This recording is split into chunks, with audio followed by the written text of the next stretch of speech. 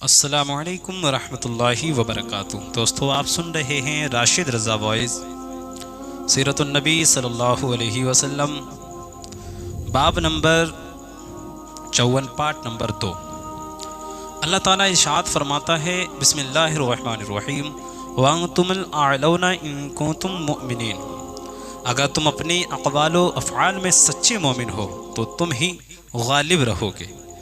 پھر آپ صلی اللہ علیہ وسلم نے اپنے مرکز قیادت میں 2 رکعت نماز پڑھی۔ پھر آپ صلی اللہ علیہ وسلم پر تھوڑی دیر کے لیے غنودگی طاری ہو گئی۔ اس کے بعد آپ باہر مسکراتے ہوئے تشریف لائے اور فرمایا، ان قریب یہ چھتا شکست کھا جائے گا اور پیٹ پھیر کر بھاگے گا۔ اس کے بعد آپ نے ایک مٹھی کنکری مٹی لی اور قریش کی طرف رخ کر کے فرمایا، جس کا مفہوم ہے چہرے بگڑ جائیں، اور ساتھ ہی مٹی ان کے چہروں کی طرف پھینک دی۔ پھر مشرکین میں کوئی بھی نہ بچا جس کی دونوں آنکھوں، نتھونے اور منہ میں اس میں ایک مٹی میں سے کچھ نہ کچھ گیا نہ ہو۔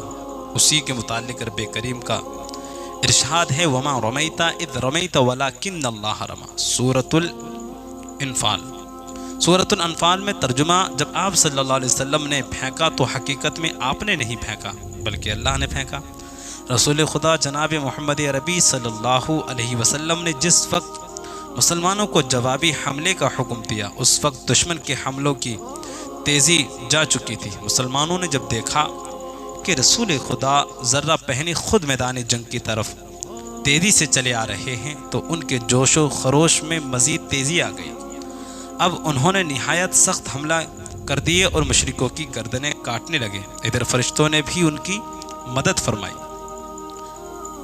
حضرت اکرمہ بن ابی جہل رضی اللہ عنہ سے مروی ہے کہ بدر کے دن آدمی کا سر کٹ کر آتا اور یہ پتہ نہ چلتا کہ اسے کس نے مارا ہے، جبکہ آدمی کا ہاتھ کٹ کر آتا اور پتہ نہ چلتا کہ اس کا ہاتھ کس نے کاٹا ہے۔ ایک انصاری صحابی رضی اللہ عنہ حضرت عباس بن عبد المطلب رضی اللہ عنہ کو قید کر کے لائے تو حضرت عباس کہنے لگے، واللہ اس نے مجھے قید نہیں کیا ہے، مجھے تو ایک بغیر بال کے سر والے نے قید کیا ہے۔ وہ چت کبرے گھوڑے پر سوار تھا، اب میں اسے دیکھ نہیں رہا ہوں۔ انصاری صحابی نے کہا، اللہ کے رسول، انہیں میں نے قید کیا ہے۔ آپ نے فرمایا، خاموش رہو، اللہ نے ایک بزرگ فرشتے سے تمہاری مدد فرمائی ہے۔ اسے جنگ میں ابلیس لعین سراقہ بن مالک کی شکل میں مشرکین کے لشکر کے ساتھ تھا، لیکن جب اس نے فرشتوں کی کارروائیاں دیکھیں تو فرار ہو گیا۔ مشرکین اسے سراقہ ہی سمجھ رہے تھے اور انہوں نے کہا، سراقہ تم کیوں بھاگ رہے ہو؟ کیا تم نے ہم سے یہ نہیں کہا تھا کہ ہم تمہارے مددگار ہیں؟ اس پر ابلیس لعین جو سراقہ کی شکل میں تھا مشرکوں سے کہا، میں وہ چیز دیکھ رہا ہوں جسے تم نہیں دیکھ رہے ہو، اور راہ فرار اختیار کر لی۔ تھوڑی ہی دیر بعد مشرکین کے لشکر میں اضراب پیدا ہونے لگا اور ان کی صفیں درہم برہم ہونے لگی۔ ابو جہل اپنے لشکر کو جوش دلا رہا تھا اور مشرکین کے لشکر کا ایک پہاڑ جیسا اس کے ارد گرد تھا، لیکن مسلمانوں کے سخت حملے کے سبب اس کی حفاظتی فوج تتر بتر ہو گئی۔ جنگ بدر کے دن مسلمانوں کے صف میں 2 نوعمر نوجوان حضرت عبد الرحمن بن عوف کے دائیں بائیں تھے۔ ان میں سے ایک نے عبد الرحمن بن عوف سے پوچھا کہ مجھے آپ ذرا ابو جہل کی پہچان کرا دیجیے۔ عبد الرحمن بن عوف نے کہا، بھتیجے تم ابو جہل کو کیا کرو گے؟ نوعمر نے کہا، مجھے بتایا گیا ہے کہ وہ رسول اللہ کو گالیاں بکتا ہے، معاذ اللہ، اس ذات کی قسم جس کے ہاتھ میں میری جان ہے، میں نے اسے دیکھ لیا تو اس کا وجود میرے وجود سے الگ نہ ہوگا، یہاں تک کہ ہم میں سے جس کی موت پہلے لکھی ہو وہ مر جائے۔ اس کے بعد دوسرے جانب کے نوعمر جوان نے عبد الرحمن بن عوف سے یہی سوال کیا۔ اس کے تھوڑی دیر بعد میں دیکھا کہ ابو جہل گھوڑے پر سوار چکر کاٹ رہا ہے۔ پھر میں نے عبد الرحمن بن عوف ان دونوں سے کہا، یہ رہا تمہارا شکار جس کے بارے میں تم پوچھ رہے تھے۔ یہ سن کر دونوں نوعمر جوان، جن کا نام معاذ بن عمرو بن جموح اور معاذ بن عفرا رضی اللہ عنہما ہے، ابو جہل کی طرف دوڑ پڑے۔ حضرت معاذ بن عمر رضی اللہ عنہ نے گنجائش دیکھتے ہی ابو جہل کے پاؤں پر ایسی تلوار ماری کہ اس کا پاؤں ہی اڑ گیا۔ ادھر اکرمہ بن ابی جہل یہ دیکھ کر معاذ بن عمر پر ایسی ضرب لگائی کہ ان کا ہاتھ کٹ گیا اور بازو کے چمڑے سے لٹک گیا۔ پھر بھی معاذ رضی اللہ عنہ لڑتے رہے، اور جب زیادہ پریشانی ہوئی تو اس کٹے ہوئے ہاتھ کو پاؤں کے نیچے رکھ کر کھینچ دیا، جس سے ہاتھ الگ ہو گیا۔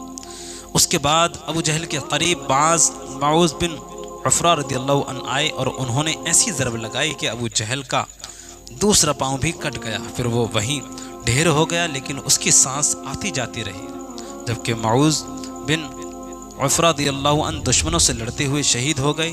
اس کے بعد مشرکین کی فوج میں بھگدڑ مچ گئی اور لشکر اسلام نے انہیں مارتے، کاٹتے اور پکڑتے ہوئے ان کا پیچھا کیا، یہاں تک کہ مشرکین مکہ کی پوری طرح شکست ہو گئی۔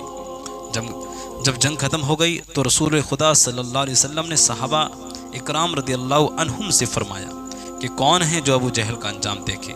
اس پر صحابہ رضی اللہ عنہم نے اس کی تلاش شروع کی۔ حضرت عبداللہ بن معوذ رضی اللہ عنہ نے ابو جہل کو اس حالت میں پایا کہ اس کی سانس آ جا رہی تھی اور وہ ادمراز زمین پر پڑا ڈھیر پڑا تھا، زمین پر پڑا ڈھیر پڑا تھا۔ حضرت عبداللہ بن معوذ رضی اللہ عنہ ابو جہل کے سینے پر چڑھ بیٹھے اور کہا کہ دشمن خدا، دیکھ تجھے خدا نے کیسا ذلیل کیا۔ ابو جہل نے پوچھا کہ لڑائی کا نتیجہ کیا ہوا؟ عبداللہ بن معوذ رضی اللہ عنہ نے فرمایا مسلمانوں کو فتح نصیب ہوئی، اور یہ کہہ کر عبداللہ بن معوذ رضی اللہ عنہ اس کا سر کاٹنے لگے تو اس نے کہا میرا سر منڈوں سے ملا کر کاٹنا تاکہ میرا دوسروں کے کٹے ہوئے سروں سے بڑا معلوم اور یہ سمجھا جائے کہ کسی سردار کا سر ہے۔ عبداللہ بن معوذ جو ابو جہل کی گردن پر اپنا پاؤں رکھ چکے تھے کہنے لگے، او بکری کے چرواہے، تو بڑی اونچی جگہ چڑھ گیا ہے۔ معلوم رہے کہ عبداللہ بن معوذ رضی اللہ عنہ مکہ میں بکریاں چرایا کرتے تھے۔ اس گفتگو کے بعد حضرت عبداللہ بن معوذ نے ابو جہل کا سر کاٹ لیا اور رسول اللہ کے قدموں میں لا کر ڈال دیا۔ آپ صلی اللہ علیہ وسلم نے ابو جہل کا سر دیکھ کر 3 مرتبہ فرمایا، واقعی اس خدا کی قسم جس کے سوا کوئی معبود نہیں۔ پھر آپ نے کہا، اللہ اکبر، تمام حمد اللہ کے لیے ہیں جس نے اپنا وعدہ سچا کر دکھایا، اپنے بندے کی مدد فرمائی اور تنہا سارے گروہ کو شکست دی۔ اس کے بعد ابو جہل کی لاش دیکھنے کے لیے میدان جنگ میں آپ تشریف لائے اور اس کی لاش دیکھ کر آپ نے فرمایا، یہ اس امت کا فرعون ہے۔ یہ جنگ مشرکین مکہ کی بھاری شکست اور مسلمانوں کی فتح پر ختم ہوئی۔ اس میں 14 صحابہ رضی اللہ عنہم شہید ہوئے، جن میں 6 مہاجر سے تھے اور 8 انصار سے۔ جنگ سے فارغ ہو کر آپ نے صحابہ کو دفن کیا۔ اس جنگ میں مشرکین کے 70 آدمی مارے گئے تھے اور 70 ہی کے قریب قید کیے گئے تھے، جو عموماً قائد اور سردار تھے۔ آپ کے حکم سے مشرکین کے لاشوں کو ایک بڑے گڈھے میں ڈال کر مٹی ڈال دی گئی۔ حضرت ابو طلحہ رضی اللہ عنہ سے روایت ہے کہ رسول اللہ کے حکم سے بدر کے روز قریش کے 24 بڑے بڑے سرداروں کی لاشیں بدر کے ایک گندے خبیث کنویں میں پھینک دی گئی۔ اہل مکہ کو جب جنگ بدر کی بدترین شکست کی خبر ملی تو ان کی طبیعت پر اس کا بہت بڑا اثر پڑا۔ مشرکین مکہ جنگ بدر کے میدان سے اس طرح غیر منظم شکل میں بھگے کہ انہیں اپنے سپہ سالار ابو جہل کی بھی کوئی پرواہ نہیں تھی، جو میدان بدر میں مرا پڑا تھا۔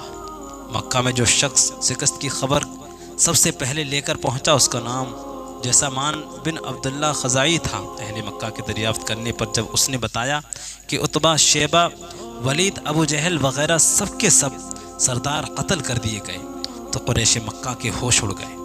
اس کے بعد ابو سفیان بن حارث بن عبد المطلب آیا اور اس سے ابو لہب نے حالات پوچھا تو اس نے بتایا کہ بس ہم نے اپنے کندھے مسلمانوں کے حوالے کر دیے اور انہوں نے جس طرح چاہا قتل کیا اور جس طرح چاہا قید کیا، لیکن اس کے باوجود ہم لوگوں کو ملامت نہیں کر سکتے، کیونکہ ہم نے کچھ ایسے گورے چٹے لوگوں کو چت کبرے گھوڑے پر سوار آسمان و زمین کے درمیان دیکھا، جو کسی چیز کو نہیں چھوڑتے اور نہ کوئی چیز ان کے سامنے ٹک پاتی۔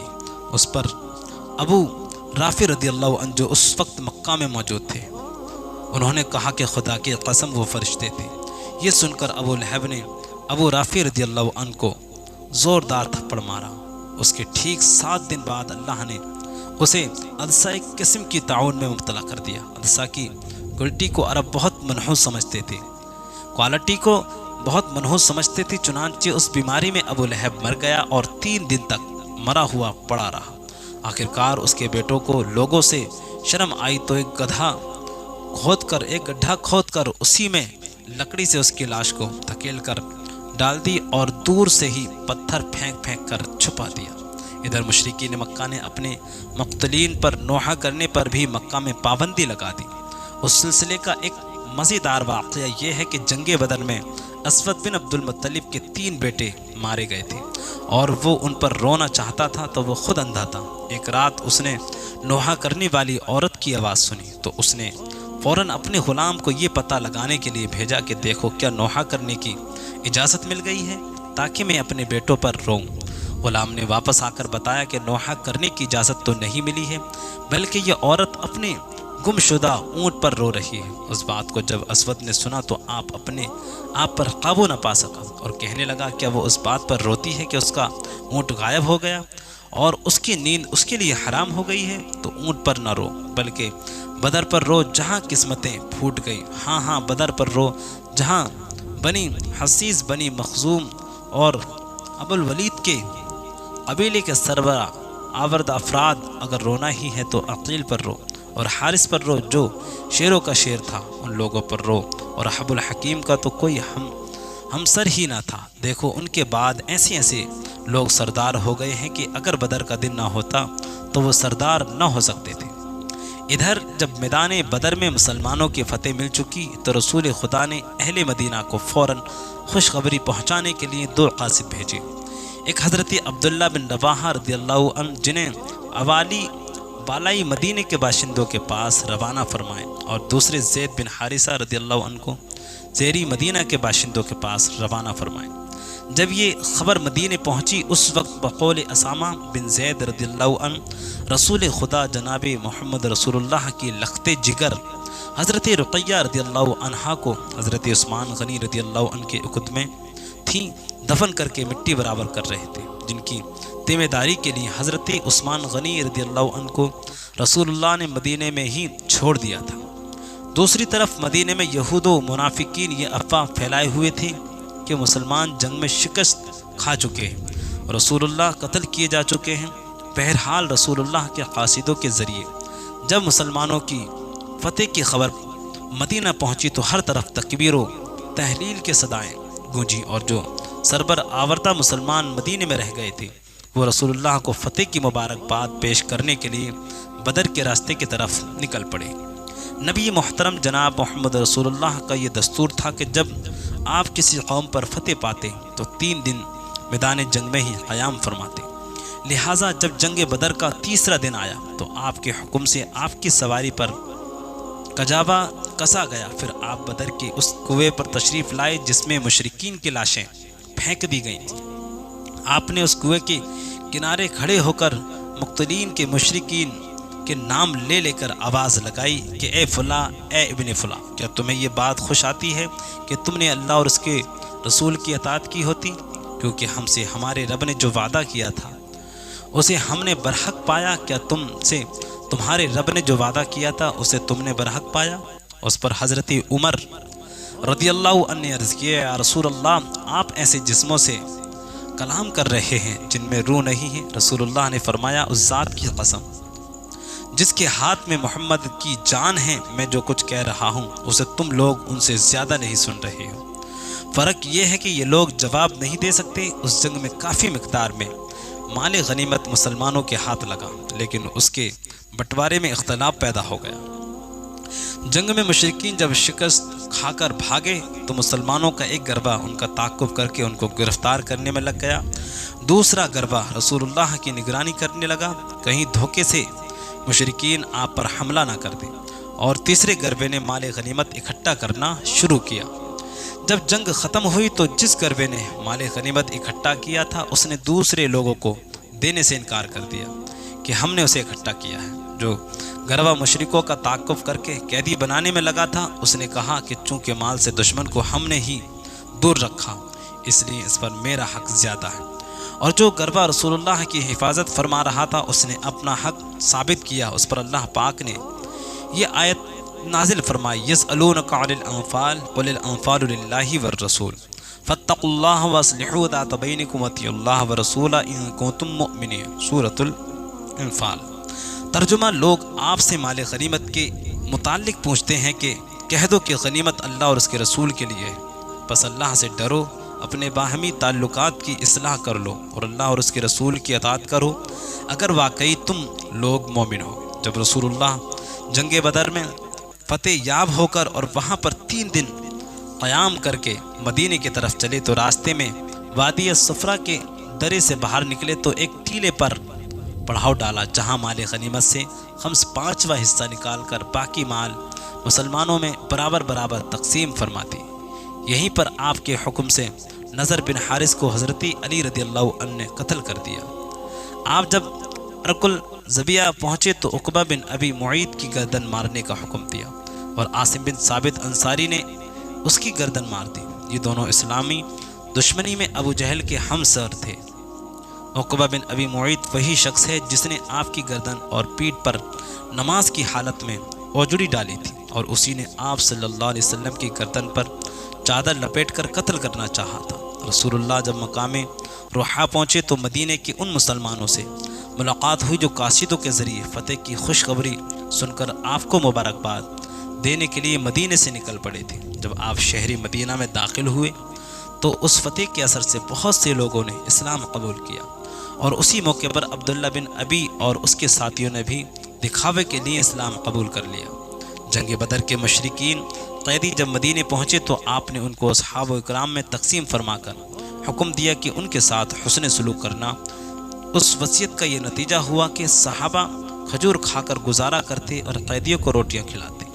اس کے بعد اسیران جنگ کے متعلق مسجد نبوی رسول اللہ نے صحابہ اکرام سے مشورہ کیا۔ حضرت عمر نے یہ رائے دی کہ ان قیدیوں کے اندر جو جس کا قریبی ہے وہ اس کی گردن مار دے۔ ابو بکر نے یہ رائے دی کہ جزیہ لے کر انہیں چھوڑ دیا جائے، اس سے مسلمانوں کی معیشت میں کچھ سدھار ہو جائے گی اور ہو سکتا ہے کہ اللہ انہیں ہدایت دے دے اور یہ اسلام قبول کر لے۔ رسول اللہ نے حضرت ابو بکر رضی اللہ عنہ کی رائے پسند فرمائی۔ فدیہ کی مقدار 4000 درہم سے 1000 درہم تک کی تھی۔ اس کے علاوہ اسیران جنگ میں جو فدیہ نہیں دے سکتے تھے ان سے کہا گیا کہ مدینے کے 10 بچوں کو لکھنا پڑھنا سکھا دو اور آزاد ہو جاؤ۔ چنانچہ کچھ قیدی اس طرح بھی آزاد ہوئے۔ کچھ قیدیوں پر احسان فرماتے ہوئے آپ نے فدیہ لیے بغیر ہی چھوڑ دیا۔ اس فہرست میں مطلب بن حنطب، سیفی بن ابی رفاع اور ابو غزوہ حجمی کا نام آتا ہے۔ قیدیوں میں آپ کے داماد حضرت ابو العاص بھی تھے جن کو چھڑانے کے لیے حضرت زینب رضی اللہ عنہا نے اپنے گلے کا ہار بھیجا تھا۔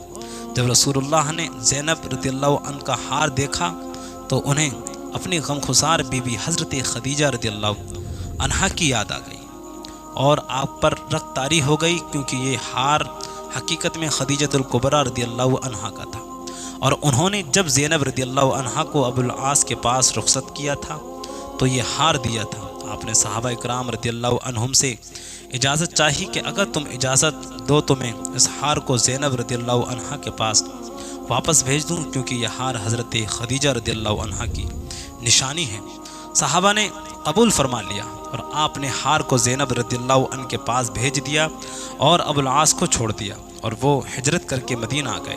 ان کی ہجرت کا واقعہ بہت المناک ہے۔ رسول اللہ نے حضرت زید بن حارثہ اور ایک اور صحابی انصار کو بھیجا کہ تم دونوں وطن یا جج میں رہنا اور جب زینب رضی اللہ عنہا تمہارے پاس سے گزریں تو ساتھ ہو لینا۔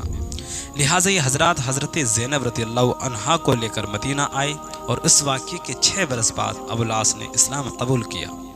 اس جنگ میں باپ بیٹے اور بھائی بھائی ایک دوسرے کے مخالف آمنے سامنے تھے۔